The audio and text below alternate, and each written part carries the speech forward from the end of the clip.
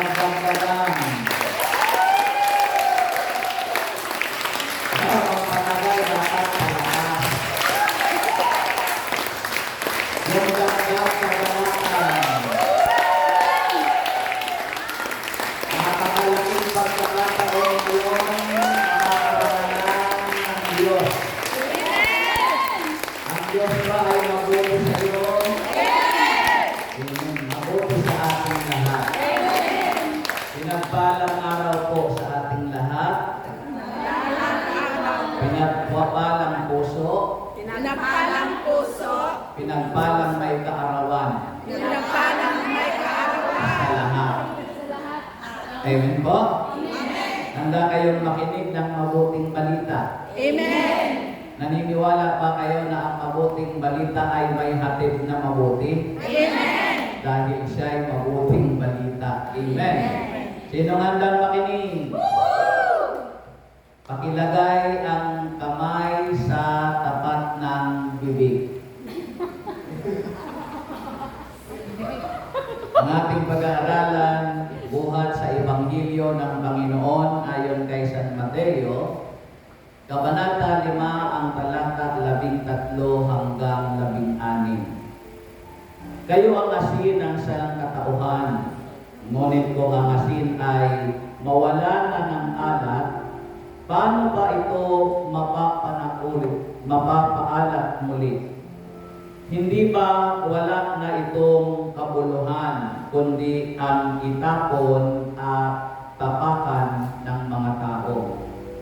Kayo ang ilaw ng sanlibutan, ang isang lungsod na nakatayo sa ibabaw ng burol ay hindi maitatago.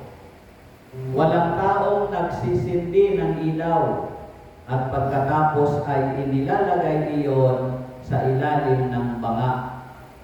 Sa halip, inilalagay iyon sa talagang patungan upang matanglawan ang lahat ng nasa bahay. Gayon din naman, dapat ninyong paliwanagin ang inyong ilaw sa harap ng mga tao upang makita nila ang inyong mabubuting gawa at papurihan ang inyong Amang nasa langit. Mga pinagpala kong mga kapatid na minamahal, narito ang mabuting balita ng ating Panginoon. Pinupuri ka namin, Panginoon Jesus.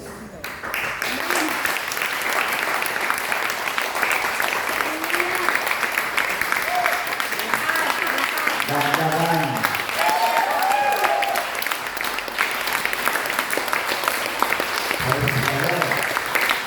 Galaw-galaw para malabong pumanaw. Lagi natin tatandaan, sabihin mo ang alin. Ang pagkamasayahin ay mabuti sa katawan, ngunit ang malungkutin ay Nakakamatay. unti-unting namamatay. Minadali na namin yun. Anong gusto nyo? Yung mabuti sa katawan o yung unti-unting mamatay? Mabuti sa katawan. Anong gagawin? Masayahin. Maging? Masaya. O, tingnan mo kapatid kung masaya. Huwag niyong dagdagan ng di. Kasi pag dinagdagan nyo ng di, may sayad. Magandang buhay muli sa ating lahat. Okay, sa ating pagpapatuloy, sige po, pwede na po kayong bumati sa katabi. Sabihin mo, ito ang sasabihin mo. Ay, nagkatuloy. Ito ang sasabihin nyo. Sabihin mo, kumusta ka na? Kumusta ka na? Alam mo ba? Alam mo ba? Pinagpala ako ngayon. Pinagpala ako ngayon. Tanongin mo, huwag mo nang tapusin. May pinasasunod ako. Sabihin mo, bakit? Bakit? Abay, katabi kita. Amen mo ba? Amen.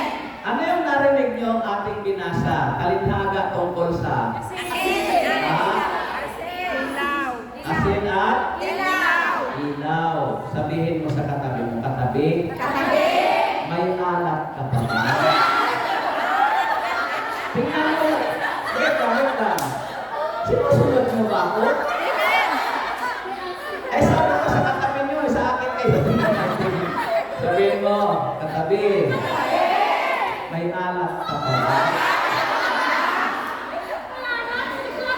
Anong sagot? Sabihin mo ulit. Patikim. O, isa pa. Sabihin mo ulit, katabi. Maliwanag ka pa ba? Amen. Amen. Anong sagot? Sinabi mo lang maliwanag, tumingin kayo sa loob mo. O sige, palakpakan natin ang Diyos. Okay. Sige po, o yan, lumugar na tayo. Okay. Yan. Hallelujah. Buhay na ba yung inyong mga nakatulog na dugo? Amen. Praise the Lord. Valentine's pala ngayon. Kaya. Araw ng mga Puso. akalain mo, 1 year na pala ako sa Macau. Wow. Last year, ganito, February 14, din ako dumating. Nag-celebrate ako ng Valentine's sa Pilipinas ng umaga hanggang hapon. Sa gabi, tinapos ko ang Valentine's sa Macau. Tingnan mo ang kabutihan ng Diyos. Ngayon, after this talk, babalik ako sa Macau. Dito ako ngayon nag-Valentine celebration. Tatapusin ko din, darating kami mamaya, mga alas 11 ng gabi. Ulit na ulit, napakabuti ng Diyos. Tingin po, ganito talaga yon. Sabi nung nagtanong sa akin, ikaw na, nandito ka? Oo nga, nandito ka. Sabi niya, nandito ka, Brad? At sa palagay mo, wala ako dito. Nandito na ako. O, di ba? Mga kapatid. Yan naman talaga yung mission ko sa Macau. Laging sure lang. Pero, kambak-kambak naman. Kambak. Pabalik-balik lang. Ganon talaga yon. Para maganda. Amen. Anong gusto niyo pag-usapan natin ngayon?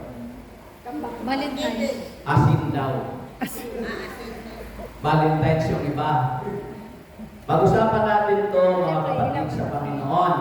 Itong ating pag-uusapan, the preserver and illumination. Preserver Preserve. and illumination. Sabihin nyo nga, preserver Preserve. and illumination. Ano yung Illumination. illumination? Ha? Tagapagpanatili. The preserver ay tagapagpanatili. The illumination ay tagapagpaliwanag o tagapag-ilaw. Ito yung ating binasa ngayon. We are the salt of the earth. Amen ba? Amen. We are the salt of the earth and we are the light of the world. The salt of the earth, the followers of Christ, the believers should positively influence and improve the world by preserving goodness.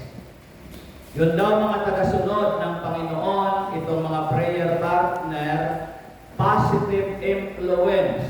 Mga kapatid, sabi sa Latin, ambitum nostrum sales et loses apicientes. Sabi niya, sister, anong alam ko niyan? No, ambitum nostrum sales et loses apicientes. Ibig sabihin, influencing our environment of salt and light. Mahawaan natin, makonvert natin ang madilim na mundo into light, na magliwanag ito at ang wala ng lasa ay lasahan, magkaroon ng lasa. Parang ang tipid ng amen nyo. Amen. Now, so, We're the light of the world, guiding others. Pag sinabing light of the world, guiding others, like light. So ito pala, mga kapatid, yung dalawa, it will describe to different functions. Inilalarawan ko ang dalawang magkaibang function. Ano ba yung function? O di function talaga. Yung dalawang gumagawa yung dalawang ibig sabihin ng asin at ng ilaw. Ang pinapapila na nito. Salt, no, maintaining the existing condition of something. Yon, preservative. Yon po yung salt. Ma-maintain yung existing condition. Mapanatili yung mga bagay na nabubulok. Amen! Nakita ko yung iba sabi. Ano ba? So, tandaan natin ang buhay natin ay pwedeng mabulok. Amen. Amen. Siya na ngayon. Yung katawan natin, ito ay pag namatay, nabubulok. Pero habang buhay pa tayo, may mga ugali ang taong pwedeng mabulok. Amen. Kung narinig nyo na minsan, ang style mo, Bulok! di ba? Ugali mo, Bulok! kaya pwedeng makurap, pwedeng mabulok. Kaya ito yung dahilan, sabi dito, you are the salt of the earth. Amen po? Amen. Para ma-preserve natin yung pwedeng mabulok na ugali at mga katayuan ng tao. Light makes something visible or bright by shining light on it. So, ibig sabihin, may kapangyarihan ng ilaw, mga kapatid, na yung hindi nakikita, maliwanagan, makita, bright by shining light on it, para ilawan ito, mga kapatid. Ang daming taong nadirinlan ang buhay. Nawawala na ng pag-asa, madilim na ang bukas. Madilim na yung kahapon, madilim pa yung bukas. At nadirinlan sa pangkasalukuyan. So since we are the light of the world, tayo'y dapat magliwanag-liwanagan sila. Guide them, Lord. Guide them.